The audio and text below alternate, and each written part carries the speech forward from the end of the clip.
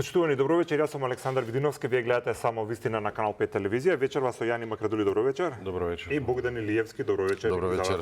Ќе почнам со роденденот на нашиот најголем револуционер Гоце Делчев и прославата помина се достоинствено, за разлика од пред неколку години, кога овој ден место нешто што ќе не обидини беше, зборувам сега регионално, бидејќи космополитски му биле пораките, беше повод за инциденти, на границата, знаете што, да не се повторуваме, знаете што се случува. Зашто сега после неколку години спласна интересот за овој настан тука во Македонија?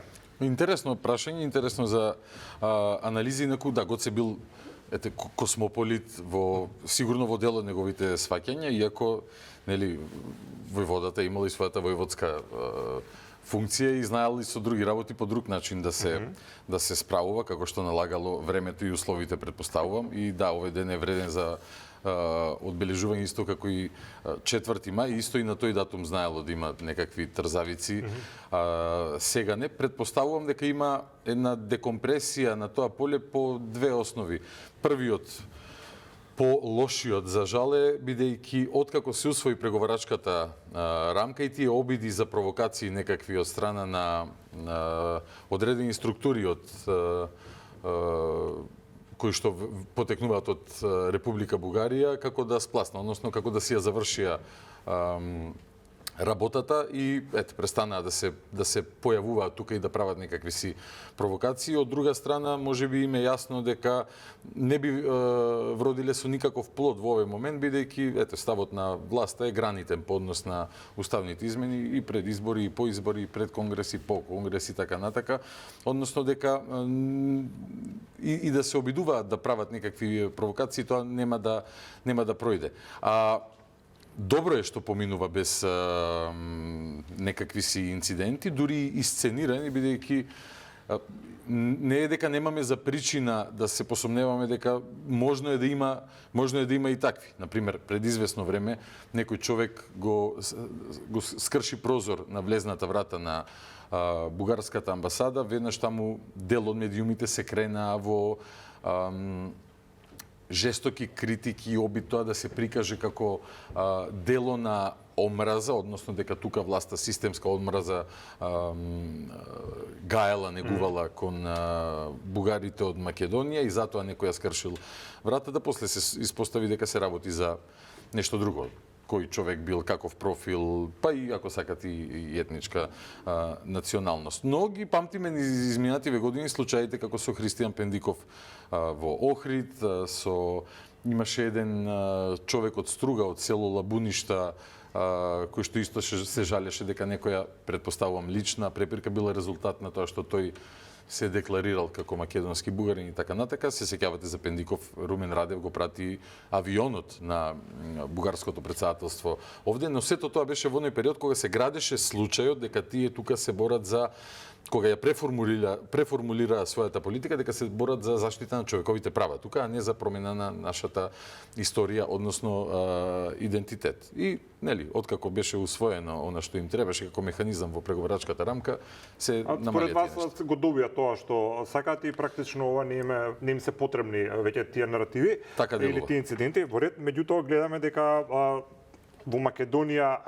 што имаше некои случаи што се помалку или повеќе сумнителни за напад врз луѓе со бугарска самосвест. Последното беше со човекот го заборавме со чадарот, кај што се гледаше на видеото. Перев ли беше или? Во ред, гледаме дека се покрена цела бугарска јавност и политичка. Владимир Перев, мислам. Да, Владимир Перев, да, беше тоа навистина скандализирано до максимални граници. И сега кај нас кога македонски новинар ќе направи едно видео од 30 секунди со цел да се поттикне неселективноста на Safe City и како за тоа е причината, поводот е, да речеме, хаос пред една амбасада, бидејќи Бугарија има амбасада во центарот на Скопје, тоа е причина за смртни закани кои што траат 2 дена. Сакам да кажам дали уште овие сили се живи на некој начин.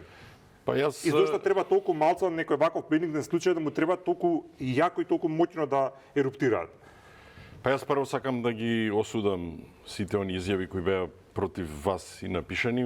Ја поздравувам одлуката на основното јавно обвинителство да го отвори случајот и да поведе постапка, иако предпоставувам повеќето тие ќе се покаже дека се можеби лажни или ботови некои кои што и не знаеме од кај потекнуваат. Добро е што чествувањето е достоинствено и нема никакви инциденти. Нема блокади дека и кале како што имаше кога се обидува. Само што мислам дека обратно е, не дека тие доби она што сака, туку изгуби она што сака и дека сватија дека тој национализам таму нема гласови веќе во Бугарија. Партиите како на Каракачанов и други веќе не го постигнуваат цензусот за да влезат во парламент, за да бидат некој чинител. Но она што не е добро е кога вие доживувате на еден масовен напад кон вас со закани за живот, што мислам дека никако не сме да се дозволи да се случи, особено каде што новинарите треба да бидат тие кои што се едни од првите меѓусебно што ќе ја релаксираат атмосферата. Навистина треба сите да поработиме да се релаксира атмосферата. Нашата преговарачка рамка е во Брисел, но градењето на едни поинакви односи, релаксирани односи е термин што се користи, иако колку е исправно тоа да се користи тој термин, сепак мора да поработат сите чинители во една држава, целото општество, не само политичките фактори, културните дејци, спортистите и секој во својот домен да ги смири тензиите, бидејќи ова не може да донесе никакви. Точно знаеме дека ова не е од сега нападиве, не е тоа целиот бугарски народ, значи како што не ќе за нас да се генерализира. Ние апсолутно не треба, според моето сваќање, тие ова што го прати, ни Бугарија не ја сакаат, имаат друга цел, без разлика дали се фиктивни ботови или не знам што, меѓутоа сепак тоа реално се случува. И сега ние, Богдан, претпоставам дека ти си имал некој ваков сличен случај, види. Постои на Facebook еден дел во тие пораките, не е класичен инбокс, не е ни спам, него има некој адрес така. И тоа јас го заборавам. Секогаш кога ќе го отворам на 3-4 месеци, може и симулација ако сакате во живо да направиме сега да го отворам, на редовно има една-две закани по живот или жестоки пцуења и така натака од некој на кој што не му се допаднало, а доаѓа од нашиот најблизок исток, не му се допаднало нешто што јас работам, меѓутоа не било вака координирано како што беше и агресивно како што беше во случајот со тебе. Не треба ни да кажам, но еве јавно уште еднашка најостро ги осудувам овие работи. Не џабе ги спомнав другите примери каде што бугарската држава реагирала на случај во Македонија за кој што може да дебатираме, но нели прашање е колку се од нив од етничка причина, колку се па лични случаи што некој се обидува да ги извлече како етнички, но како и да е, во секој случај им одговарале на властите во Бугарија за да го градат нивниот случај дека во Македонија се мразат бугари, се шири омраза и така натаму. Што ме интересира, што мислиш, што ќе се случеше доколку беше обратен случај, кога македонски граѓани, интернет ботови, какви да се направија организиран напад врз бугарски новинар да му се закануваат за убиство и така натаму, неговото семејство да се навредува. Тоа ќе влезеше веднаш во нашето досие. И како ќе реагираше бугарска држава, тоа ме интересира. Види, ако имаше физички напад, нели повторно веројатно ќе леташе авионот на председателот. Ако тоа им одговараше, ако беше политички опортуно во моментот, ќе реагираа најжестоко и ќе тврдеа дека овде се шири систематска омраза против бугарите, затоа тоа се случило. Се приклучувам да повторам на жестоката критика на таквите гласови, бидејќи е координиран, организиран напад кон тебе, затоа е добро да му се даде внимание, фокус на јавноста. Меѓутоа само една забелешка имам кон она што го кажа господин Макрадули. Во однос на тоа кој добил, кој изгубил и зашто има или нема реакции. Во Бугарија францускиот предлог беше прифатен со консензус, исто како што беше и договорот за добрососедство. Изјава на Кирил Петков е дека во Брисел постигнале нешто фантастично и првпат Брисел ги зел во целост бугарските барања. Дури и Румен Радев, не зборувам Бојко Борисов, кој што беше клучен за тогаш да се направи тој бран на прифаќање на францускиот предлог, Румен Радев рече дека е задоволен од францускиот предлог. За Румен Радев не треба да раскажуваме премногу во однос на тоа какви се неговите ставови кон Македонија, македонската историја, македонскиот идентитет. Така да не би можел да се согласам дури и да сакам со таа констатација дека Бугарија не добила тоа што сака, па затоа тоа го направила. Инаку во однос на партии, еве Костадин Костадинов е трета, четврта партија во Бугарија. На граница се со многу мала разлика, тој е председател на партијата Возраждање или Преродба, ако точно го преведувам, и тој на пример се залага за анексија на Македонија. И во парламент тие држеа ливчиња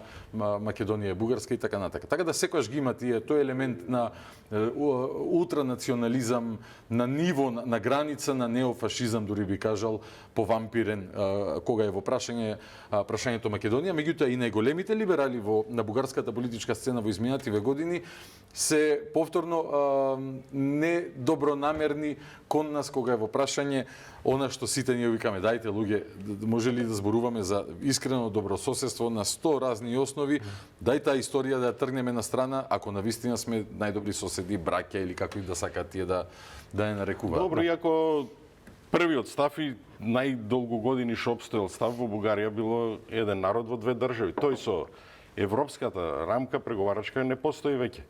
И ние, за жал, не го користиме тој момент да... Никогаш официјален став на бугарска држава, никој пат не било еден народ во држави. Добро, сега во сите политики што го кажуваат, но ние со измените во Уставот, каде што... Ве молам, немојте таа теза.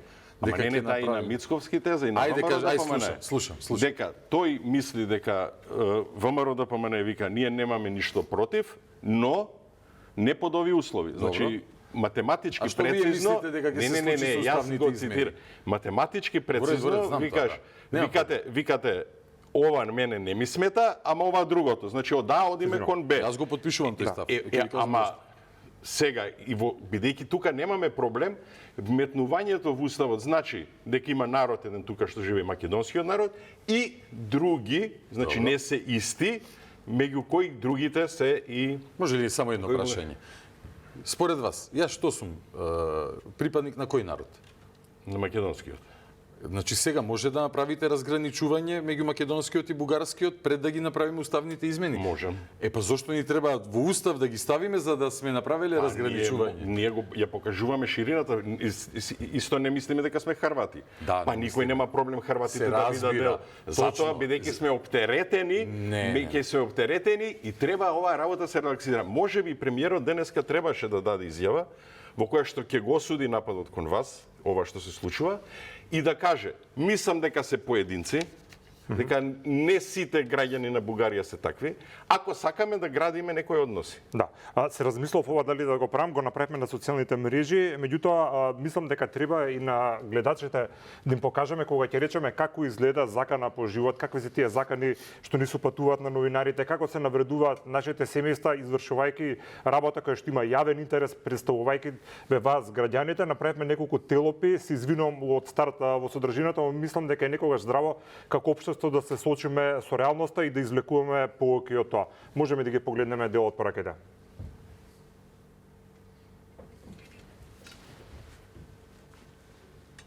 Да ги прочитаме ли?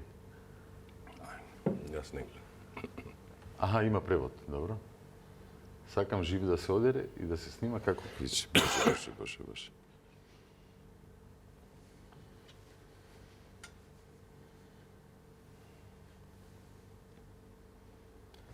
Уште ще кажам, се извинувам на нашите гледачи за содржината која е недостојна и ова е последниот денеска што стигна повед за ликвидација како во добрите стари вестерн филмови, како треба да се ликвидира некој што не мисли так на начин кој што друг мисли дека е исправно. Секако јас меѓу другото и покрај тоа што прилогот го направив лично за мојата социјална мрежа, сум уредник и новинар на Канал 5 телевизија и управителот и директорот на телевизијата имаше своја видео порака по овој повод, бидејќи вербално подзакани е новинар на неговата телевизија. Предлагам тука да ја чуеме кратката изјава и неговиот став.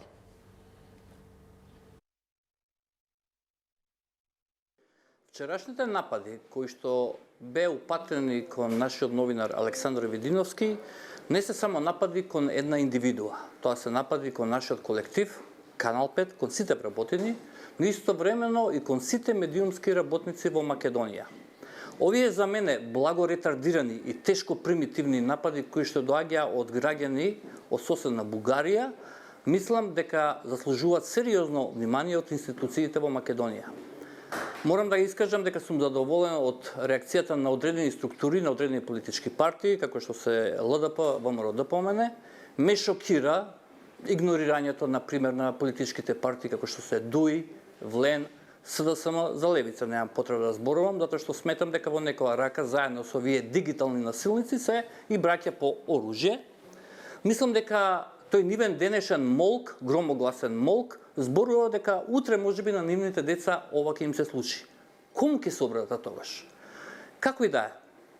Сметам дека јавното обвинителство, поради тоа што покрена пријава по допрен глас, ја завршува својата работа, но истовремено очекувам некој представник на бугарската држава да докаже дека навистина имаме договор за добро соседство и во најмала рака да го осуди овој чин на една мала група. Нормално не можеме, и јас лично не можам, и претпоставам моите колеги не можат да го оквалификуваат како акт на цела Бугарија, на сите нивни граѓани, на ова една мала група, но доста агресивна, доста нахална, да го означат и да го нотираат како несоодветно однесување на нивните граѓани. Тоа е она што може најмалку да го направи бугарската држава. Канал 5 и колегите кои што работат во Канал 5 имаат комплетна поддршка од мене лично и, како што видов, има поддршка и од новинарските здруженија во Македонија. Така да мислам дека вакви чинови воопшто понатаму во нашиот живот не смеат да се случуваат, а истовремено им ветувам на сите мои колеги, нема да дозволам да им се случуваат.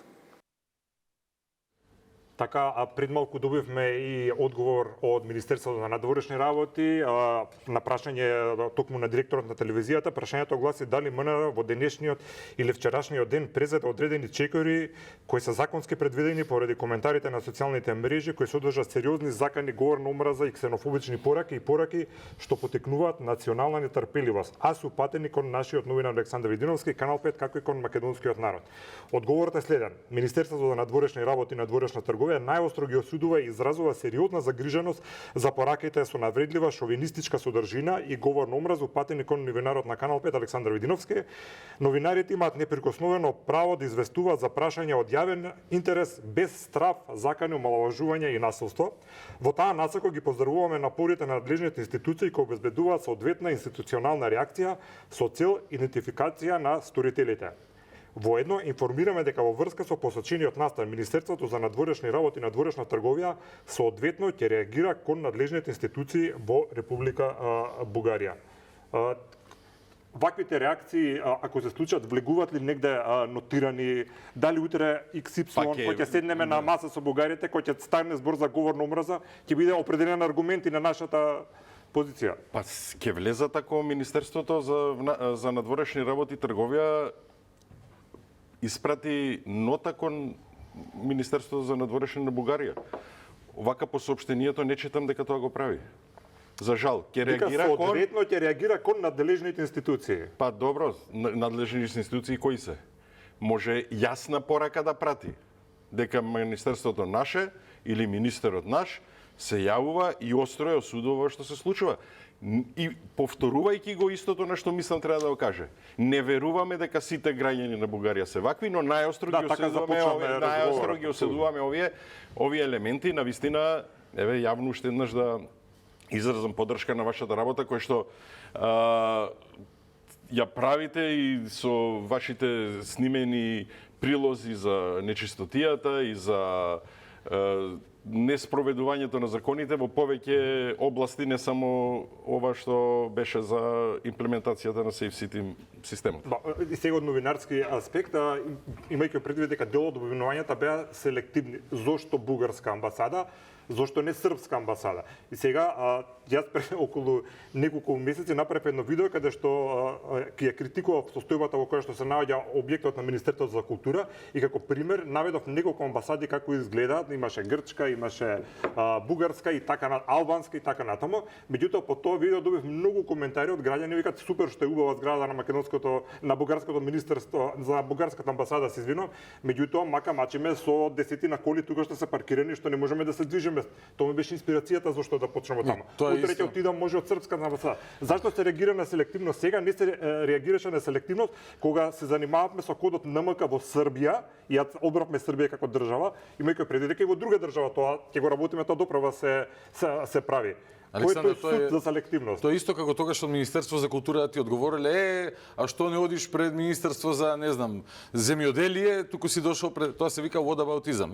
Или каде беше ти кога се случи ова, или што правеше тогаш, или зошто не кажеш за ова. Луѓе, ако така може до утре са бајле, ти треба портфолио да направиш што сите објекти ја ги поминиш во Македонија, за да ти е чисто досието и речеш, сега јас можам кредибилно да ја искритикувам, па била и бугарска амбасада, нели божем, тоа е забрането сега. Ако го направиш тоа е говор на омраза, предпоставувам. И тогаш ќе ти најдат мана, не грижи се. Така да продолжи да си го правиш тоа што го правиш, јас ќе продолжам да си го правам тоа што го правам и тоа е тоа, бидејќи кога е нешто за критика, е нешто за критика. Еве јас ќе кажам, честопати кога поминувам низ центар се случило пред кинеска амбасада да има некој џип паркиран па и со дипломатски таблици, што сега ако кажам за Кина треба и пред американска ли да одиме и да видиме како е ситуација таму. Геополитички баланс да има. Да има геополитички баланс. Така да кој што ќе си коментира, како ќе си коментира, само не треба да се заканува по живот, да пцуе фамилија и така натака. Патем сега дори изборувавме, отворив низ телефонот токму во тие заборавени фолдери на Facebook и најдов пар и од интересно, ама не е само, имам една најнова закана во живо, ако сакате ќе ви ја кажам, можеби ќе те надоврзам на наредната тема претходно, таа која што дојде од некој си Димитар Шопов, Боклук долен, мајки, шајки, така натака, зошто те родила и ап. Но неновата од денеска од некој Монки Мани, ти многу јадеш г за ромите, ќе ти дојде крајот, Богдан. Ево, јас го повикувам Монки Мани да ми дојде крајот, а може и ти да се позанимаваш после со органите на јавен ред и мир, да објасниш што значи ќе дојде крајот. Сега да кажам, глупоста нема националност, а проблемите немаат етнички предзнак. Како заклучок. Добро, примарната тема беше за ова не Бугаријата, туку Safe City, нешто што сите нели го поздравуваме, некој повеќе, некој помалку, меѓутоа евидентно е дека ни воспостави некаков ред во собранието, нешто што апелиравме многу со години практично, меѓутоа се исфрли на површина еден проблем што не ни претпоставувавме, можеби, барем не ние новинарите дека ќе се случи, а тоа се овие протести на дел од нашите сограѓани роми, кои што сега колку и да звучи на некој му е смешно дека бараме како до сега да возиме без возачки дозволи, вака ли ќе одиме во Европа, некој во ред на тоа му е смешно, меѓутоа сепак овие луѓе имаат некој проблем и дали тука може државата на некој начин да го антиципира проблемот на овие луѓе, бидејќи станува збор најчесто од посиромашни семејства, реално што имаат стварно социјални проблеми, со низок степен на образование, практично некој да ги води низ целиот процес како може да функционираат кога редот што мора да го воспоставуваме е и врз нив, како и врз сите нас. Па токму тоа што го покаже, што го зборувате, ги покажува и овие протести и овие моменти што се случуваат, колку е ранливо нашето општество и колку ранливи категории има и колку ги забораваме некои групи или граѓани во општеството. Според уставот ние сме социјална држава и треба да се грижиме за граѓаните и кога се носи еден закон, теоретски е предвидено да се направи на почеток анализа и влијание на законските одредби. Очигледно тоа е превидено и ни законодавецот веројатно не претпоставил што ќе се случи. Може би ова и добро е како еден аларм државата да влезе во еден проект, дали во рамки на декадата на ромите, мислам дека има и средства таму предвидено, да може да се доведат во состојба да може да ја полагаат за возачка дозвола, бидејќи очигледно тие ранат фамилијата со тоа. И денеска со нивната забрани со овие возила кои доаѓаме наваму, каде што гледаме дека се паркирани лево-десно, значи тие денес нема да донесат некој парче леп дома. Навистина еден апел дека има многу ранливи категории во нашата држава, дека не можеме да водиме некој, да се заборавиме дека немаат проблеми граѓаните и да се посветиме на реална поддршка на ранливите групи, како социјална држава да се направи веднаш во рамки на декадата на ромите на акција.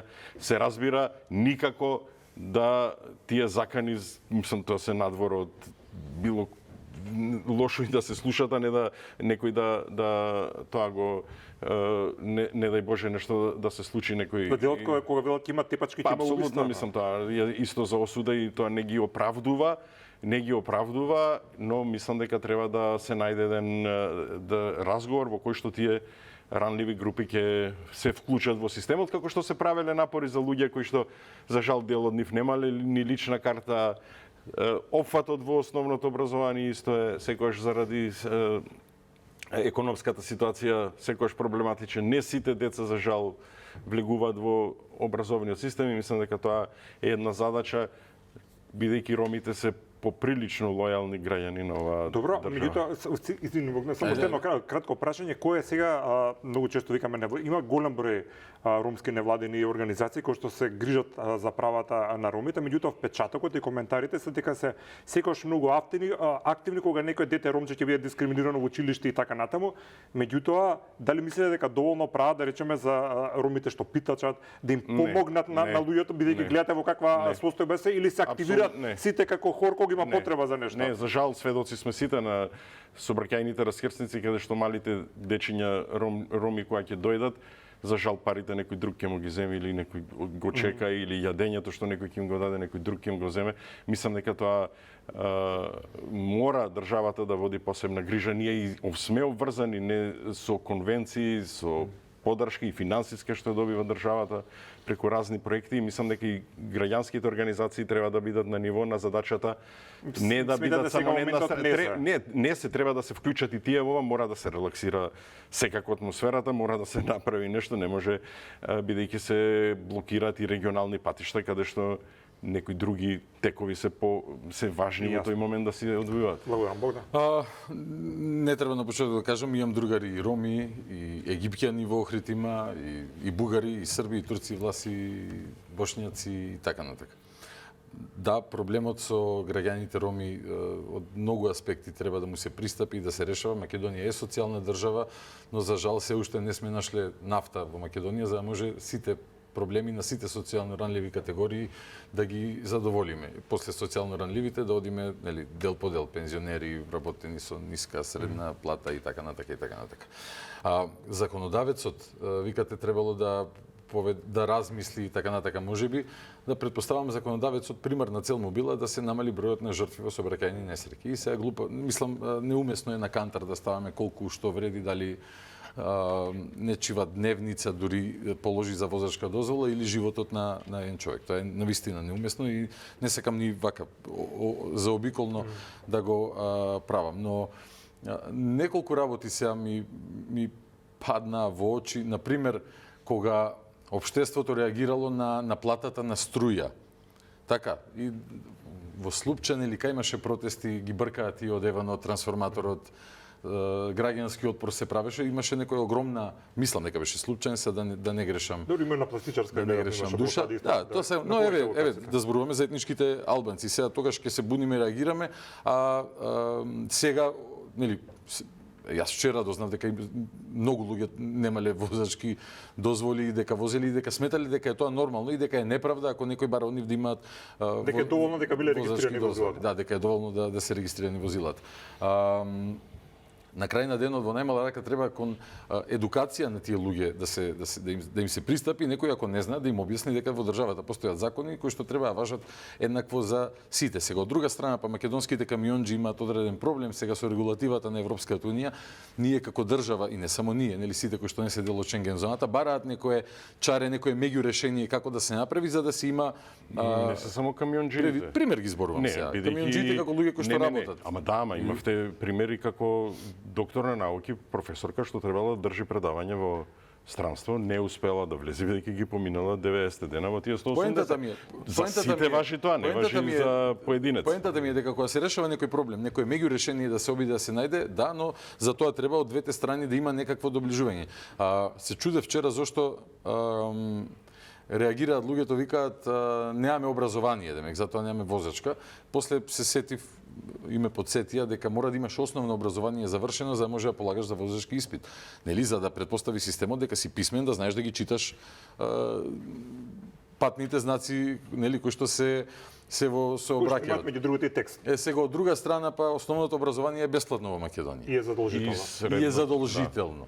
И основното И е средното кога со основно може возачка, тоа Добра, сега да ама и кажем. средното е Да, задолжително. Со измените имаше Да. преку. Но, и сега, тука треба, не знам, да има честни луѓе од другата страна, дали некој одбрал некаков начин на живот кој што не е дека е идеален, совршен, но се навикнал и така му одговара. Мене душа ме боли кога ќе ги видам на улица деца мали кои што се во преградка на мајката и спијат среде сообраќај, дури и на некој благ дошт и така натака. Зошто, бидејќи еве, и јас од неодамна сум имал баш толку мали деца и знам за едно дете да спие мирно, па во среде толкава гужва на сообраќај не е вообичаено поведение на дете. Еве, да употребам најмеки зборови, да не ги раскажувам, нели, приказните што сите сме ги слушале, дишење лепаци и така натака и така натака.